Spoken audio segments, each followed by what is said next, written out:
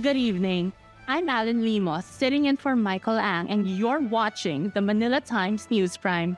Today is August 5th. Our top story. The Philippines and India have signed 13 bilateral agreements during the second day of President Marcos' state visit to India. The agreements cover trade, law enforcement, security and defense, digital technologies, maritime cooperation, science and technology, tourism, culture and arts, and space cooperation. President Marcos and Indian Prime Minister Narendra Modi signed agreements after their bilateral meeting.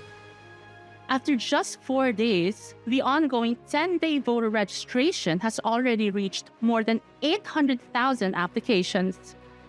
The Commission on Elections, or COMELEC, calls it a record high.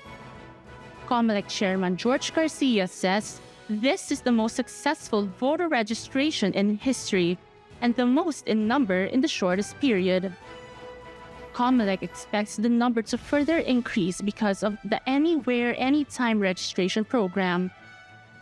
The nationwide registration will run until August 10th. The trust and performance ratings of the Senate dropped significantly in the second quarter. That is according to a survey conducted by Okta Research.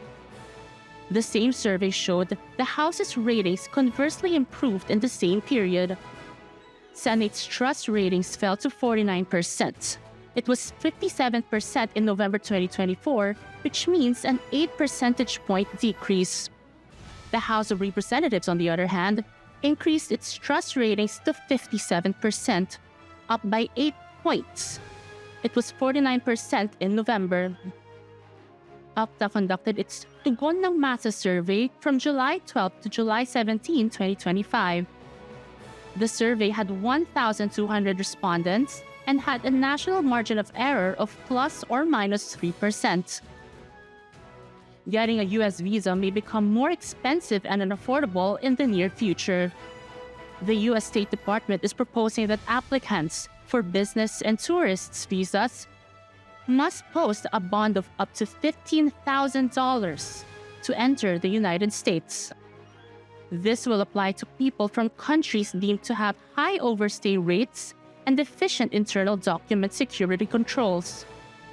There will be a 12-month pilot program to implement the new requirement. The countries affected will be listed once the program takes effect.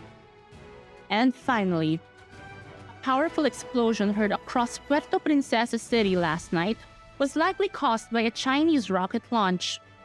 This was confirmed by the National Bureau of Investigation, or NBI. The Bureau has received reports from residents who became alarmed by a deep reverberating boom that echoed across several villages.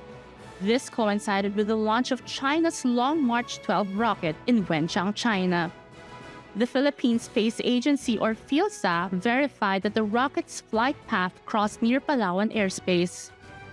PhilSA says the acoustic shock wave reported by residents was consistent with the sonic boom typically produced by a high-altitude rocket propulsion and stage separation.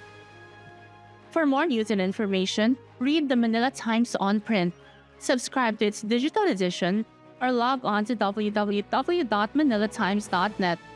Follow us on Facebook, Instagram, Twitter, TikTok, and LinkedIn. And be part of our communities on Viber, Telegram, WhatsApp, and Mastodon. Stay tuned for more updates throughout the day, and remember, stay safe, stay informed, and stay connected.